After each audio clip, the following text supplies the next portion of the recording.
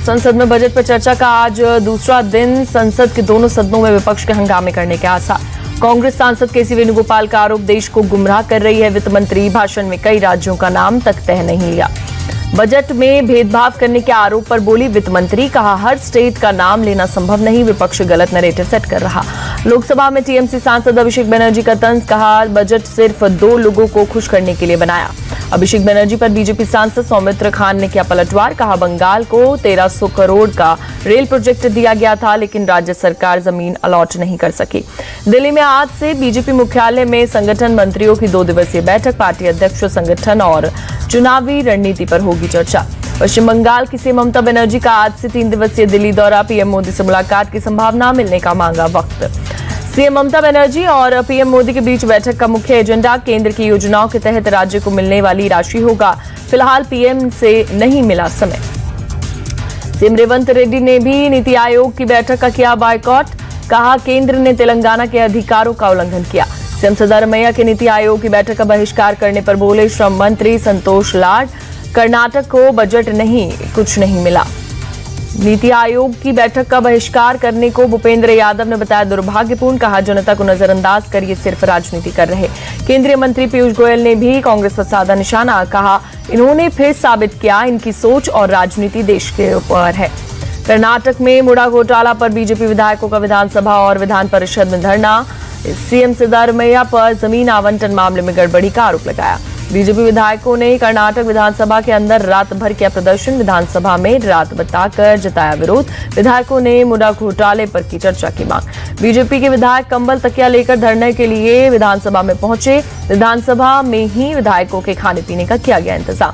बिहार के सीएम नीतीश कुमार का महिला विधायक पर दिए गए बयान पर विपक्ष हमलावर। सदन में आज भी विपक्ष के हंगामे करने के आसार, तेजस्वी भी रहेंगे सदन में। सीएम नीतीश ने बुधवार को विपक्ष के हंगामे पर जताई थी नाराजगी। विरोध जता रही आरजेडी एमएलए रेखा देवी को चुप रहने को कहा। सीएम नीतीश के महिला विधायक पर दिए गए बयान पर विपक्ष ने दर्ज करवाई आपत्ति। सीएम नीतीश से माफी मांगने की मांग की। सीएम नीतीश कुमार के तेवर पर विधायक रेखा देवी ने जताई हैरानी, कहा एक महिला के खिलाफ इस तरह का व्यवहार ठीक नहीं है। तेजस्वी यादव ने नीतीश कुमार के बयान पर किया पलटवार, लिखा ऐसा लगता है कि सृष्टि के सबसे बड़े ज्ञाता, ध्याता, व्याख्याता और रचयिता को आदरणीय श्री नीतीश जी बन चुके हैं। बिहार विधानसभा में anti paper leak bill pass, 1 crore रुपए जुर्माना और 10 साल की जेल का प्रावधान। विपक्ष ने किया वॉकआउट। गुड गवर्नेंस को लेकर योगी सरकार का आदेश, अपनी तहसील में ही निवास करे एसडीएम और तहसीलदार, नहीं मिले तो होगी कार्रवाई। बरेली मंडल के विधायकों से मिले सीएम योगी। लोकसभा चुनावों में हार पर की चर्चा। जम्मू कश्मीर के एलजी मनोज सिन्हा ने पाकिस्तान को बताया आतंकवादी मुल्क, कहा पाकिस्तान जम्मू इलाके की शांति भंग करना चाहता है। एलजी ने लोगों को दिया भरोसा, कहा पाकिस्तानी आतंकवादियों द्वारा बहाए एक एक बूंद खून का हिसाब होगा और ठीक से होगा। मनोज सिन्हा ने जम्मू कश्मीर के लोगों से की अपील, आतंकवाद के खिलाफ मुट्ठी बांधकर एक साथ खड़ा होना वक्त की जरूरत। अग्निवीरों को बीएसएफ और सीआईएसएफ में मिलेगा 10% आरक्षण, गृह मंत्रालय का बड़ा फैसला। कारगिल विजय दिवस पर महिला अग्निवीरों का दिखेगा जलवा। इंडियन एयरफोर्स की 29 महिला अग्निवीर शौर्य का करेंगे प्रदर्शन। द्रास में कारगिल युद्ध स्मारक पर तैयारियां तेज। कारगिल विजय दिवस की 25वीं वर्षगांठ, पीएम मोदी होंगे शामिल। मुंबई के चेंबूर कॉलेज में हिजाब प्रतिबंध का मामला, हाईकोर्ट के आदेश के बाद 6 लड़कियों ने कॉलेज छोड़ा। 3 लड़कियां अटेंड नहीं कर पाई लेक्चर। स्कूल कॉलेज में ड्रेस कोड को लेकर राजनीति नहीं होनी चाहिए, चेंबूर हिजाब विवाद पर बोले बीजेपी नेता प्रवीण दरेकर। यूपी सरकार के मंत्री स्वतंत्र देव सिंह पहुंचे बलिया। रोहित पांडे के परिजनों से की मुलाकात, कहा दोषी बख्शे नहीं जाएंगे। स्वतंत्र देव सिंह ने परिवार को आर्थिक मदद का भरोसा दिया। रोहित पांडे की बांसडी कोतवाली के गेट पर धारदार हथियार से हत्या कर दी गई थी। गाजियाबाद में लव जिहाद का मामला आया सामने, निकाह के 6 महीने बाद आलम ने पूजा की हत्या।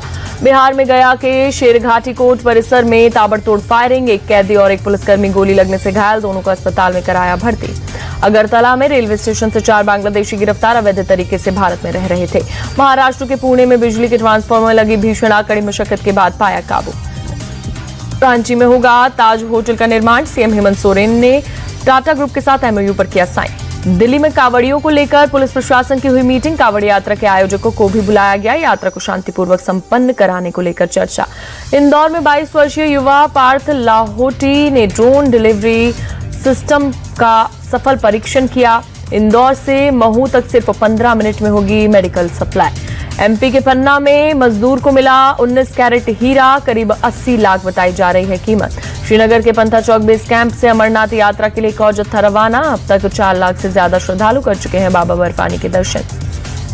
सावन महीने में अयोध्या में सोने चांदी के झूले में दर्शन दे रहे भगवान राम और माता सीता, बड़ी संख्या में पहुंचे भक्त। अमेरिकी राष्ट्रपति जो बाइडेन ने देश को किया संबोधित, बोले अब नई पीढ़ी को मशाल सौंपने का समय आ गया है। अमेरिकी लोकतंत्र को बचाने का सबसे अच्छा तरीका है नई पीढ़ी को मशाल सौंपना। बाइडेन ने कमला हैरिस के लिए समर्थन भी मांगा, बोले कमला हैरिस अनुभवी नेता है, साथ ही वह दृढ़ और सक्षम भी है।